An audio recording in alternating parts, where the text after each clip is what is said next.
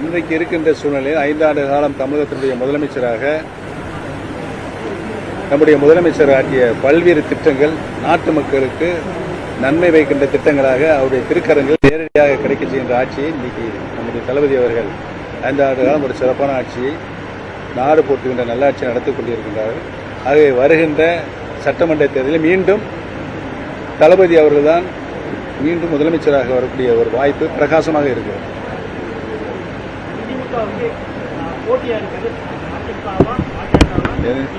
இன்றைக்கு இருக்கின்ற அரசியல் சூழ்நிலையில் திராவிட முன்னேற்ற கழகத்திற்கு எந்த அரசியல் கட்சியும் போட்டியிடக்கூடிய தகுதி இல்லை என்பதுதான்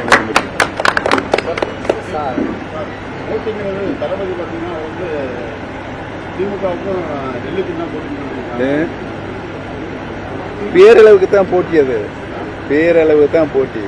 ஆனால் தகுதியான போட்டியாளர்கள் யாருமே இல்லை என்பதுதான் நாட்டு மக்களுடைய கருத்தாக இருக்கிறது.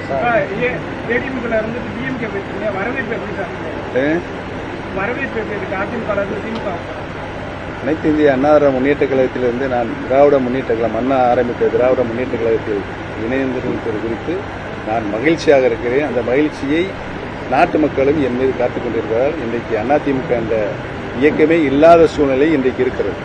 சார் சசிகலா கூட அதிகமாக பயணிச்சிருக்கீங்க. இப்போ சசிகலா புதுசாக கட்சியும் ஆரம்பிச்சிட்டாரு. அதே மாதிரி பாமக நிறுவனர் ராமதாஸோட கூட்டணி வச்சு இந்த தேர்தலை சந்திக்க போறோம்ன்றாங்க. அதிகமாக பயணித்தது மாண்புமிகு அம்மா அவர்கள் தான். இன்றைக்கு சின்னம்மா அவர்கள் கட்சி ஆரம்பித்திருக்கிறார்கள். ஐயா ராமதாஸோடு இணைந்து தேர்தல் பணியை செய்யவும் என்று இன்றைக்கு ஆரம்பித்திருக்கிறார்கள். எதிர்காலத்தில் மக்கள் அளிக்கின்ற தீர்ப்பின் அடிப்படையில் அவருடைய நிலைப்பாடு மக்களுக்கு தெரியும். எடப்பாடி பழனிசாமி அவரோட பொறுப்பை காப்பாற்ற முயற்சி பண்றாரு, கட்சியை காப்பாற்ற முயற்சி பண்ணல. அவர் சுயநலவாதிங்க.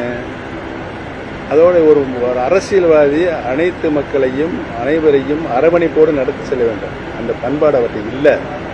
இன்னைக்கு இந்த அனைத்து இந்திய அண்ணா முன்னேற்ற கழகத்தில் படுகொலியில் தள்ளிய கூட்டணியை பொறுத்த வரைக்கும் அதிமுக தான் தலைமை தாக்குன்னு சொல்றாங்க. ஆனா எல்லாம் இப்ப டெல்லியை நோக்கி போயிருக்காங்க. இன்று வர அந்த பிஎஸ் கோயிலோட அவர் இன்னைக்கு வரலேன்றாரு. தொகுதி பங்கீடை பத்தி பேசல. இந்த நிலைப்பாடை எப்படி சார் பாக்குறீங்க? கூட்டணி பேச்சுவார்த்தைகளை பொறுத்த வரைக்கும் மக்கள் உன்னிப்பாக கவனித்துக் கொண்டிருக்கிறார். இன்னைக்கு அனைத்து இந்திய அண்ணா முன்னேற்ற கழக கட்சி இல்லாத சூழ்நிலையில் அவர்கள் எங்கு கொண்டு போய் கட்சி அடகு வைத்திருக்கிறார் என்பது நாட்டு மக்களுக்கு நன்றாக தெரியும். இந்த வெளிப்பாடு வருகின்ற சட்டமன்ற தேர்தலில் தீர்ப்பாக மக்கள் தருவார்கள்.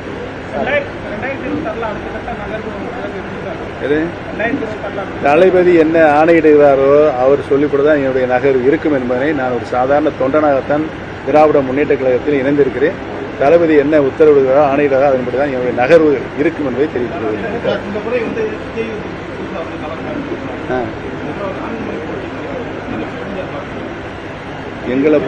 எங்களை பொறுத்த வரையில் விஜய் பதி புதுசாக கட்சி ஆரம்பிச்சிருக்காரு.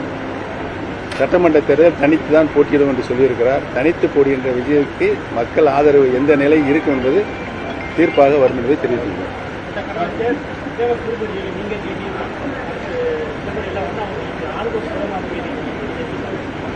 அது என்னால் ஏற்பட்டதல்ல, அவர்களுக்காக ஏற்பட்ட ஒரு தனி வழியை சென்று கொண்டிருக்கிறார்கள். அந்த வழி நல்ல வழி இல்லை என்றுதான் என்னுடைய கருத்தாக இருக்கிறது.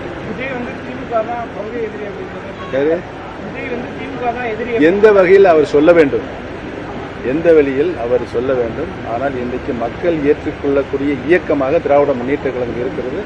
மக்கள் ஏற்றுக்கொள்ளக்கூடிய ஆட்சியாக தளபதி ஆட்சி இருக்கிறது.